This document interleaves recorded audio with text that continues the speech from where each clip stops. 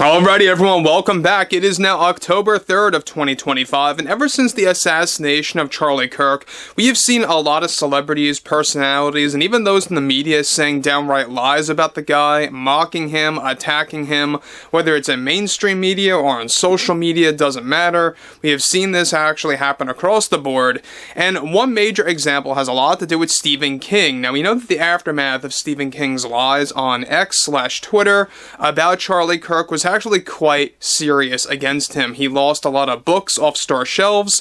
He actually did get fired from various movie studios from actually making cameo appearances in future Stephen King adaptations, upcoming movies and or television projects adapting his books, and more on top of that. This is Mike Zero. Subscribe if you're new and like this video to see future updates. You can also follow me at Mike01. I thank you all so very much for the great and kind support. Now, I think that we could all agree that Stephen King is definitely worse than Mark Hamill when it comes to how crazy he truly acts himself out to be on social media. In fact, you know what? Let me correct myself on that. I don't think he's acting at all. I think that's just how Stephen King is. That's just how he is. That's his normal self, acting like a lunatic. And we know one thing about Stephen King right now is that ever since he was fired from various studios and banned by multiple movie theater chains, especially from promoting The Long Walk and going to various locations in California to actually stand in front of the audience and do Q&A sessions, he was banned from that as well some weeks ago. What's interesting about all of this has a lot more to do with the fact of the aftermath of his firing and how he's really taking it and how he's already firing back at the general public. Let's get into this. Now, with the Charlie Kirk assassination causing so many celebrities to come forward to either say great things about him or downright offensive things about himself. However, ever since Stephen King got in serious trouble lying about Charlie Kirk and was canceled by various studios, King's situation recently got even worse after he attacked the general public for getting him fired and canceled from many studios after his Charlie Kirk comments. King delivered the following.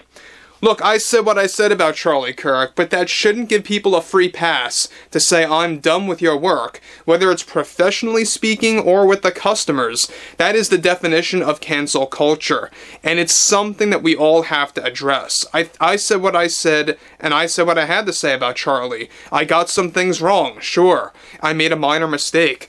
But damn everyone for using this as a way to justify destroying my books that they purchased years ago as a way to send a message. Is that what our society has come to? You have to get back at someone? What are we, 5 years old? These are the type of citizens that President Trump is convincing that his policies work and are 100% honest. And I will be upfront about this. I lost work, lots of work. And that's not how things should work or go after you open a full apology to the public. I guess Trump's minions don't believe in second chances anymore, and something that was very much valued under Biden's presidency. For my own fans to act so quickly to go as far to throw out their books and to boycott projects like The Long Walk and Welcome to Derry, that's the most childish behavior I have seen. And this is all a result of Trump's behavior and how he projects his image onto the people.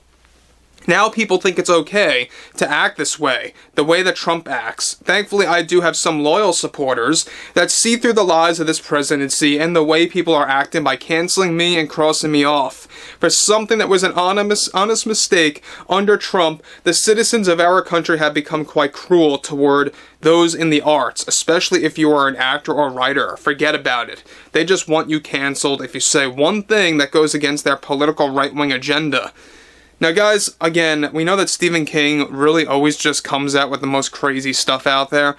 It sounds like he's really taking it hard right now over the fact that he lost a lot of cameo appearances from various studios adapting many of his upcoming books. We know that The Dark Tower, I believe, is going to be made into a TV show. We also know that there's going to be a handful of other projects that will be converted into movies or remakes of films, like Christine, for example. He will no longer be a part of that as well. However, he goes on to continue, if people have half a brain, he says, they will go and enjoy Welcome to Derry, because it's a fantastic show by HBO, from what I have seen. So I am asking everyone to check it out and to not listen to Trump's cult, who just wants to end the film industry. Just look at what this man did with tariffs against Hollywood. This puts so many Hollywood studios in jeopardy, and I am deeply appalled by his actions. What he is doing is authoritarian, totally disgraceful behavior coming from this man that calls himself the president. How dare everyone accept that type of response coming from the president? Now, again, we know that a lot of celebrities are melting down over Trump's tariffs on Hollywood. I don't know if you heard the whole news about that.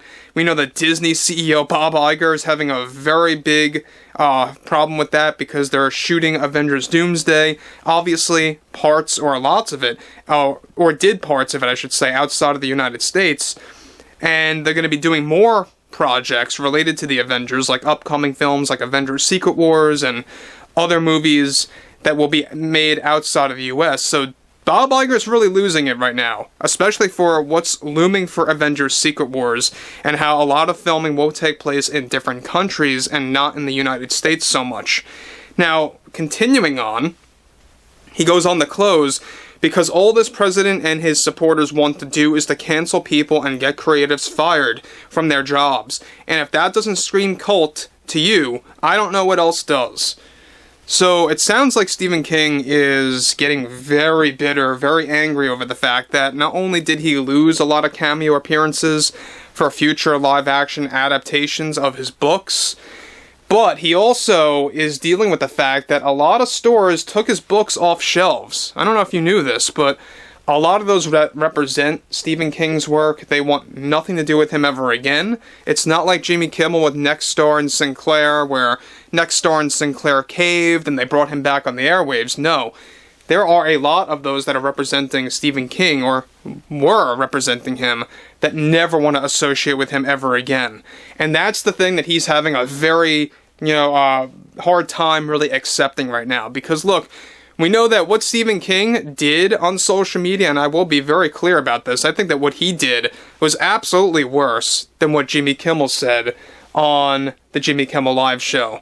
Because what Stephen King did was a literal, outright direct lie that was actually just on there for so long. And the only reason why he took it off, let's be clear, is that he was forced to do so, because more people were no longer going to represent his books.